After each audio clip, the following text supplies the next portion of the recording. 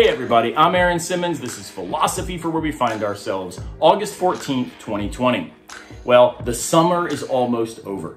It's staggering, right? It feels to me like somehow the world has just kind of stopped at the end of March and we haven't moved forward hardly at all. And yet it's just really hot for the spring.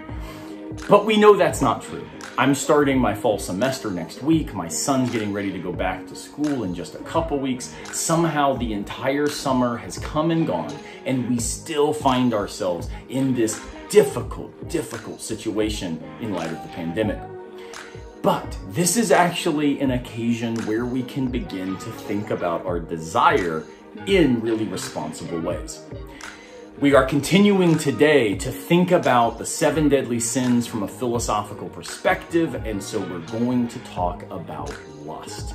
Now, lust is one of those things where I kind of feel like I need flame pots to fire behind me and some big sort of terrifying music to start playing. Lust is something that we unfortunately have almost stereotyped in our society and lost the critical bite of understanding the real temptation of this vice. Lust, at its most basic, is the idea that our desires have overrun our moral capacity for judgment, and they have overwritten our identity as a result. Right now, believe me, I want to do all kinds of things. I want to go to a restaurant with friends of mine. I want to drive across country and see people I love. I want to just get out around people. I want to go to concerts. I want to stage dive. Like, all these things that we cannot do are precisely the desires that get increasingly forceful in my daily life. But if I allow those desires to override my responsible judgment about what is appropriate to do where we find ourselves, then I have given in to lust rather than navigating very real desire in light of circumstances. Now, this can happen in a bunch of ways. This is what happens, for example, in relation to some other vices.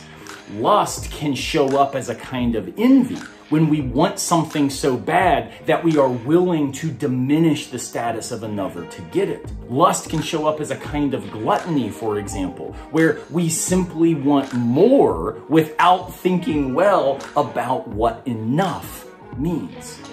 Lust is something that philosophers have discussed in a variety of ways, but I want to think about it in relation to two in particular. Plato talks about the way that our souls are defined by appetite, spirit, and reason. And he suggests that reason allows us to give in to our appetites in appropriate ways. But what lust is where our appetite overrides our reason, such that we are no longer able to make good decisions about our desires themselves. The second philosopher I want to mention here is St. Augustine. Augustine talks about the fact that our desire determines our identity. Who we are is shaped by what we want, what we move toward. In the same way, though, what we want can often override the kind of self that we are attempting to become.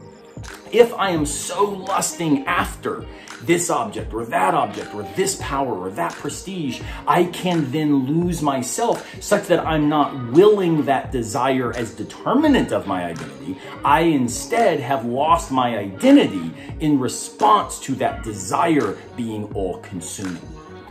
So when we think about lust, it's not trying to minimize the role of desire. It's not suggesting that we shouldn't do the hard work required to obtain the things that we genuinely want in life, but it is reminding us not to lose ourselves in appetite, not to abandon our moral judgment simply in order to get some sort of immediate gratification.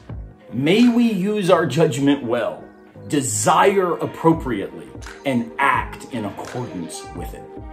I'll see you next time, unless a piano falls on our heads.